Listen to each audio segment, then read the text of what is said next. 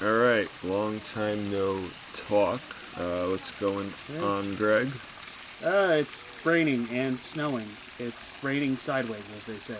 Yeah, I was Yeah. experiencing that. I was doing a pizza delivery from actually 10:30 in the morning till 4 o'clock Sunday night as we're recording. But my foot has been bothering me. I got a cortisone shot this past Monday, and it's still not better. So I was like, yeah, I gotta cut it out right now. Yeah, And this I the left weather early. is terrible. I had model train shows helping out. We had 20 people because just the weather was so awful, Yeah, and it's it's not not good. fun. But what's also not really good right now is the reputation of the Houston Astros. No, that reputation is not only called into question, but is calling into question the integrity of the entire sport. Yeah. Now let's. I mean, we should all obviously know that what the Astros were doing or allegedly doing. That they had the MVP of the 2017 World Series, the center field cameraman, Yeah. relay them what pitches were happening, and within seconds, uh, they were banging on trash cans and whatnot, and basically knowing if it's going to be a fastball, slider, curveball, whatever. And that's sort of frowned upon. That's not just frowned upon, that's actually illegal. That if someone was just at second base, runner on, and was able to read the signs off the catcher, that's the catcher's fault, or the pitcher's Yep. fault if he's picking that up. That's them tipping Mm-hmm. pitches. Once you add technology to the equation, Yep. which is not only what has been accused, but as of I think a week or two ago, they actually MLB independently verified the report in the Athletic, which is who broke the story. Actually, independently verified the claims that were made by Mike Fiers and others that the Astros were using technology to steal signs throughout the 2017 postseason. Now it's the question of how further did this go? How long did they use it? Was it just the postseason? Did they continue it through 2018 and 2019? Did and how far did this go up the chain of command? Like the furthest I've read that this has gone up is an assistant to the general manager. That's as far up as complicity and uh, coordination of this cheating ring has gone up in the executive chain. Yeah, it's definitely a bit of a muddy water mess right now, and it's not looking quite good on the Astros' part. And what sort of concerns me, uh, well, actually, not really that concerns me, with this past World Series, we had, if you had noticed, which I'm pretty sure you have, that neither of the home teams had won. And No, that was sort of like, I think, a really big thing that happened.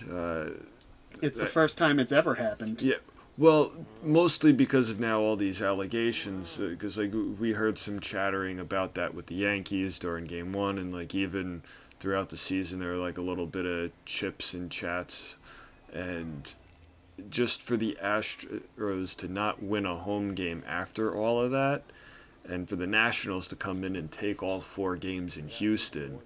I know I had read that the Nationals had decided to sort of come up with a super complex system where like each pitcher had like 4 different ways to read a sign, and that's just incredible and insane. And how to determine which signal means what. I think it was like, all right, well, it's this +1 for each out. Uh, so like sign number 1 was thrown down, and there were 1 out. It was bump it up to like 2 or something. I don't know. There's some crazy complex thing. God It, bless the catchers it on the Nationals. yeah, well, it's a complex thing that the reason they're doing this is stuff like the Astros accusations, all the talks that Toronto, uh, for years we've teams were careful going up to Toronto because they thought they were stealing signs. Red Sox and the Apple Watch, the Yankees and the Yes Network. All these teams are paranoid that each of them is trying to one up the other whatever way they can, and that has a ton of unintended consequences. The first of which, and this is something that was pointed out in the Athletic article, is what does this do for minor league pitchers? How many minor league pitchers from 2017 to 2019, in the scope where the Astros were allegedly or confirmed to be cheating, had one bad start in Houston, then got sent down, never to come back to the major leagues again because of that one start? Yeah. How many people's careers have potentially been ruined by this? Yeah. And then the second thing is this affects pace of play, which is a big concern to the commissioner, in that because they're changing up the signs all the time, they're doing visits to the mound, that adds time to a game, and this leads to other rules of cracking down on the time of the game. Because they're going up, hey, we got to change the signs, or I'm just going to come up and tell you what pitch, the next 3 pitches to throw. And it takes time. So I understand about the pace of play because I'm not. I love baseball. I can watch it. Some people can't. But it does get to a point sometimes where you're watching the game and you're like, all right, come on, this is not a very good game. It's kind of boring. Let's speed it up here. I know when we went to Jorge Posada Day, it was so hot that day. We spent like 4 innings just wandering around in the store. 4 innings just trying to stay cool. Yeah. So it definitely want to speed up the game a little bit, but at the same time, I sort of, with the whole bat flipping thing, let people play. Let them have fun.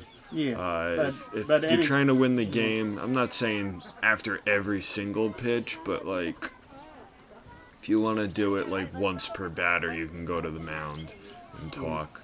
I think that's totally fine. Or you do it like once per batter, and then like if it's like one of those super long at bats, then maybe like after every 7 pitches or something like that. I'd say once per inning plus once per pitching change.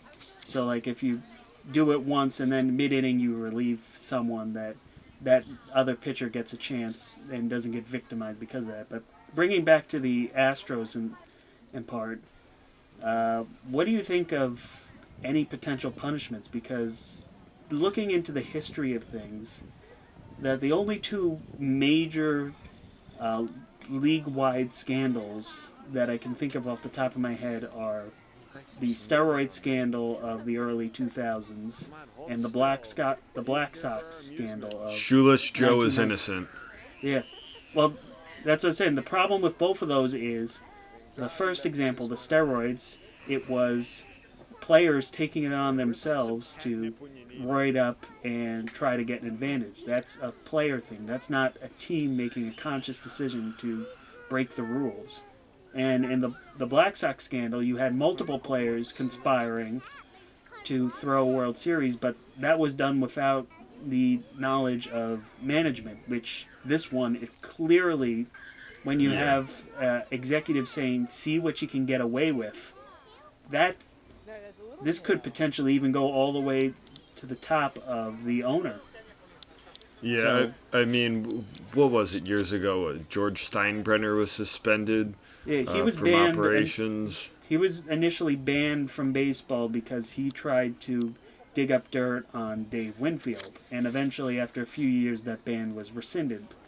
This is a whole nother level. Yeah, this is totally something different. If you want to be completely heavy-handed, you can say the entire 25, 40-man roster was complicit. Like, even just the 3 ringleaders, who are the A.J. Hinch, the manager of the Astros. You had Alex Cora, who was the bench coach in 2017, and Carlos Beltran, who is a veteran player in his final year. I thought Beltran, though, wasn't on the final World Series roster, though. They still have players in the dugout for stuff. But anyway, Cora is now the manager of the Red Sox, and Beltran's now the manager of the Mets. So you have 3 major league managers now implicated in this, and you have to question, do they bring this to other teams? Which so far, the answer is no. The commissioner has said he does not believe this expands beyond what the Astros have been doing. But this also brings up a whole different can of worms. Like, do the Red Sox get penalized for something that they never did? How do you handle Carlos Beltran, who was a player at the time and could potentially fall under the jurisdiction of the Players Association? How do you deal with any of the players who were on the roster at that? Where do you determine whether they willingly participated in this or were coerced to do it? Now, back to the Black Sox. I mean, all those players who were allegedly part of that. I mean, even Shoeless Joe and his flawless, near flawless stat lines and fieldings. He basically still got the boot anyway. Well, the reason with that was that after the scandal, they had their first commissioner, Mountain Landis, and he wanted to make sure this never happened again. So he took the heaviest possible action, and this is something that Manfred has to tread very carefully, because we have a very recent comparison to this in Deflategate in the NFL. Mm-hmm. And I don't think you need to be a football expert to say that the punishments that the Patriots had down for that, where they would lose a draft pick, but if they didn't make the postseason, instead of the first round, it would be a second or third round. I don't think by any stretch of the imagination you can say that that was too light of a punishment. Yeah, well, the difference with baseball, with losing some picks and whatnot, is you get a lot of first and second round guys that just never pan out. I mean, we've gotten a little more success with number one picks over the last decade. But it's still a crapshoot. But yeah, it's still very, very hard to determine who's going to be good or not in baseball. I mean, let alone some other sports too. It's hard too. But baseball's, I think, the easiest to not get drafted high up and still be one of the best players of all time. But with the Black Sox, with Shoeless Joe getting banned and everything, that was clearly a very dramatic thing to do. Necessary, yeah, to an extent. But imagine if you have guys like Springer and Altuve and Verlander and now even Cole. If Manfred comes down and bans them for life, I'm not saying he's going to, but imagine the impact on that. Not only for MLB's reputation as it is, but also the revenue that it brings in, because these guys are big money names, and I think MLB as a business would be losing a lot more banning these guys for, I'm not saying for life, but even if it is a year or two, I mean, it's still a lot of money that these guys bring in. At the same time, though, the very last thing that Major League Baseball wants to see in 2020 is the Astros back in the World Series. After all this, that's the last thing that baseball wants on its ledger. Now, I'm not saying that they should say, oh, you're not allowed to be in the postseason for the next year or next 2 years. I feel that's a very bad decision to do, because then it's okay, why are we going to pay for these people? We're just going to tank and try to cut money. That's a bad thing. Well, that's like with Ohio State a few years back, or whatever it was, for the NCAA, and they had the football team, they couldn't make it to the playoffs even though they were undefeated that year. And it was just sort of really stupid. They won every game. They showed everyone they were the best team, but they weren't allowed to play when it mattered. And it was kind of dumb. Everyone was outraged on that. And if the Astros are told, hey, you can go out and win 105 games this year, have the best record in majors, and you're basically told you can't play in the playoffs, that's sort of, it's insulting. Is the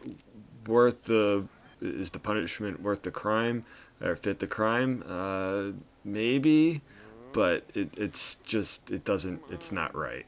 Yeah, you also have to imagine that the Players Association is going to have a large say in this, because they're looking out for their players, and between suspensions and what accolades they could go out to, a postseason brings a huge amount of revenue for teams and bonuses for the players. So if the Players Association gets wind of, everyone on this team, whether they were on the 2017 roster or not, will have a 0% chance to get a postseason bonus if they're on the Astros at the end of the year, they're not going to like that.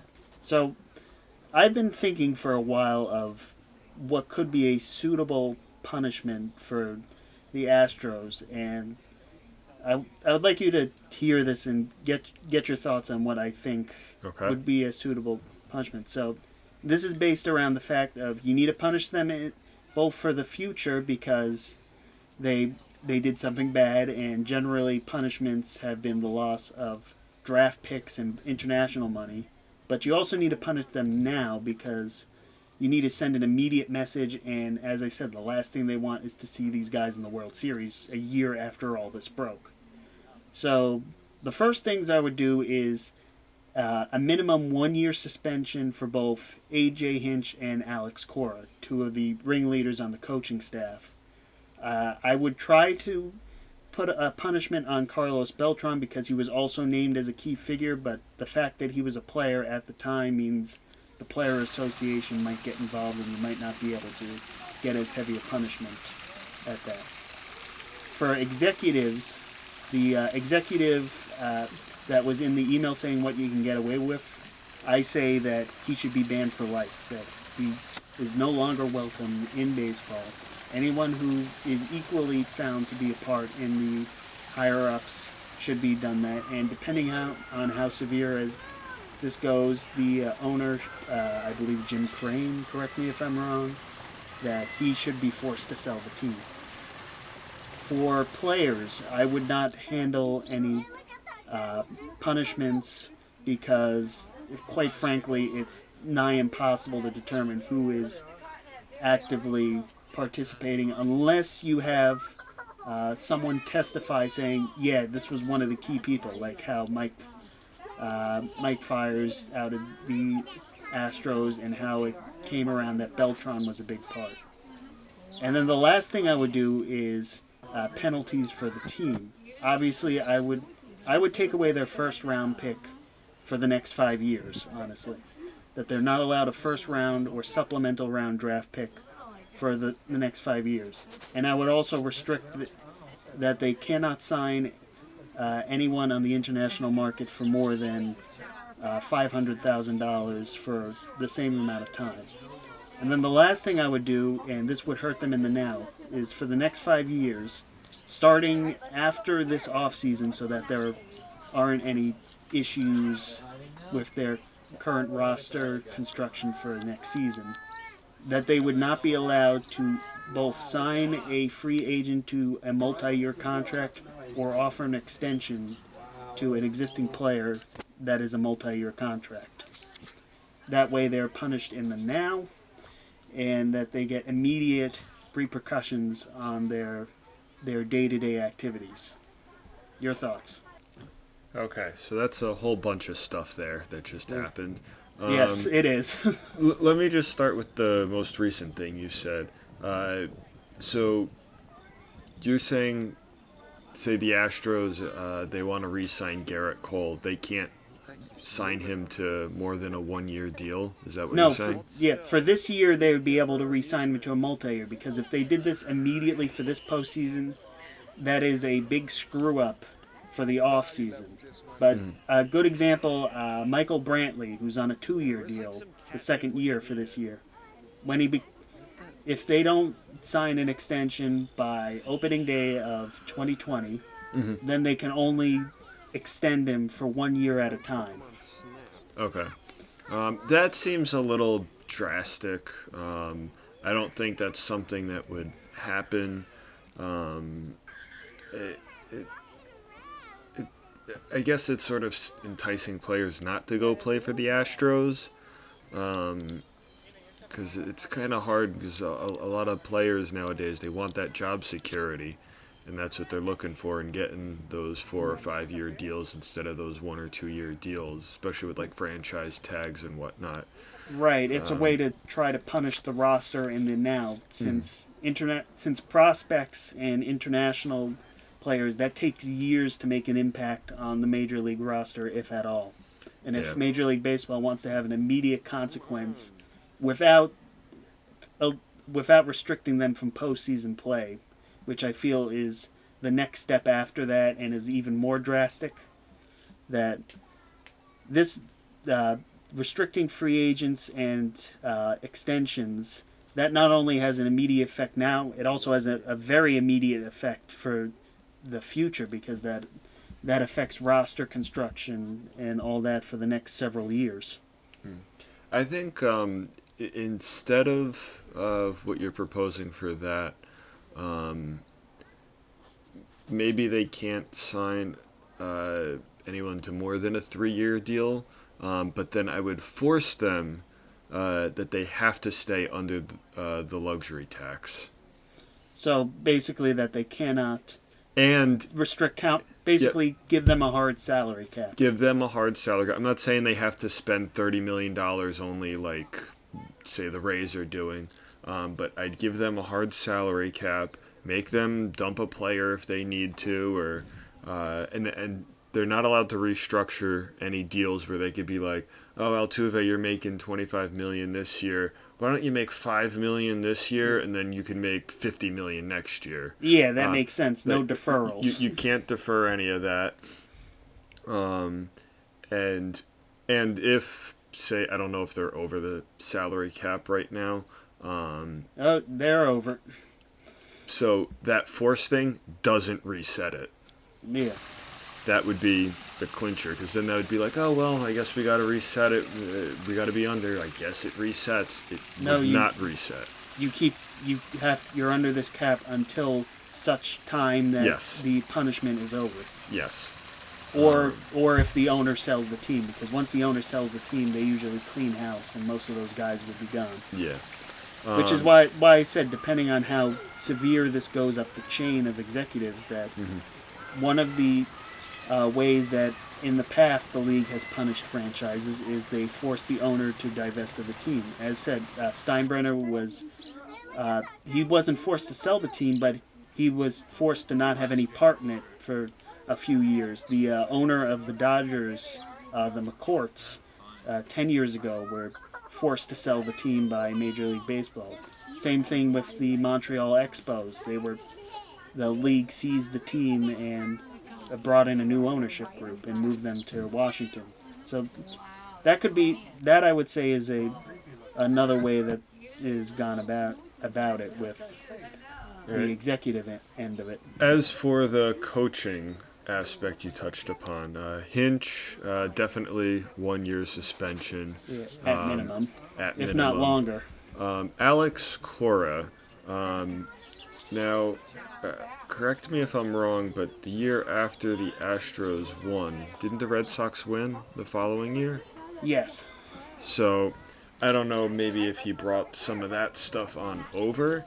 That seems kind of sketchy to me. Also, as a Yankee fan, screw the Red Sox. Yeah, that is the multi-million-dollar question. At this time, Major League Baseball has issued a statement saying that they don't feel that this goes beyond the Astros in terms of multiple franchises doing the exact same thing.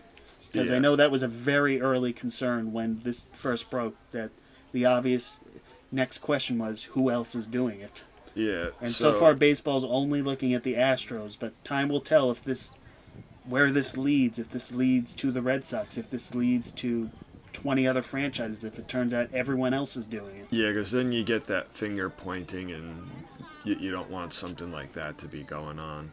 Yeah. So Alex Cora, as much as I'd like to see him out for an entire year, I think if anything he might be given 30 games. 30 games and a hefty fine, because that said, at this point you're punishing the Red Sox for something they didn't do. Yeah. And then as for Carlos Beltran, you said he's technically was a player at the time, but because he wasn't on the actual roster, I feel like at that point he's more of a bench coach at that point.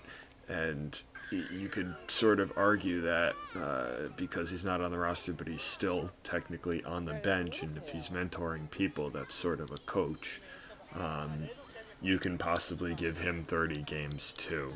Again, it's But not he's even got sure. but he's got such a good reputation, Carlos Beltran, that I feel like he wouldn't that they wouldn't punish him. So he's probably going to get off scot free, or maybe like a $20,000 fine or something. But he should be able to coach all 162 games for the Mets and possible postseason. Yeah, it's also a question of if the Players Association will even get involved in Beltran's situation. We're not sure how the Players Association is going to. I assume they're going to have a significant say if they start coming down on players, but Beltran is the true wild card in what his punishment's going to be because of his status as a player at the time. Yep. And then, of course, the executive you were talking about at the beginning, definitely banned for life. Yeah.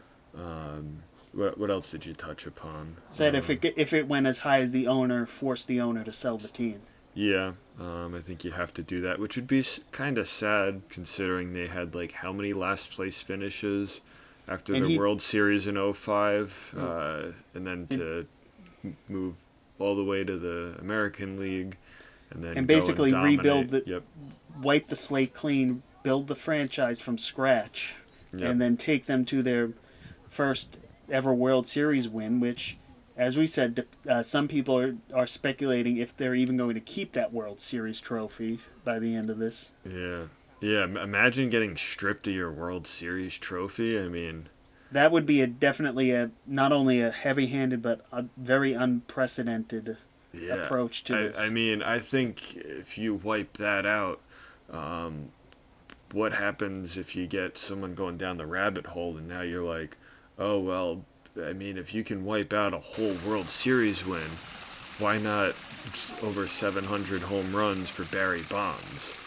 Well, it's as I said, the difference between this and steroids. Steroids was an individual choice, and the individual choice we've seen that gets penalized in Hall of Fame voting. The writers have yet to say you're allowed into the greatest of the great because... Yeah, but all those MVPs he won instead of other people, I mean, you saw that with Ryan Braun over Matt Kemp.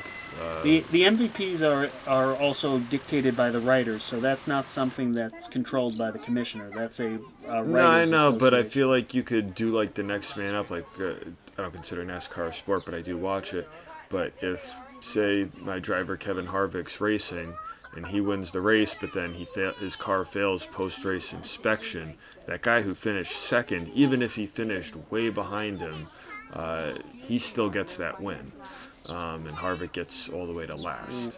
So the other comp for this would be Pete Rose. Pete Rose, as you know, is banned for life because of gambling as a manager. But in the Hall of Fame, where they have all the statistics of the top guys for each stat, his major league leading hit stat is still number one on that board. So Yes.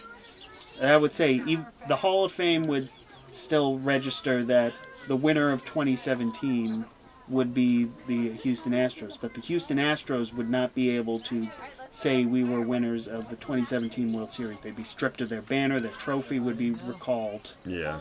all that stuff. They would not be able to say that we are a World Series winner.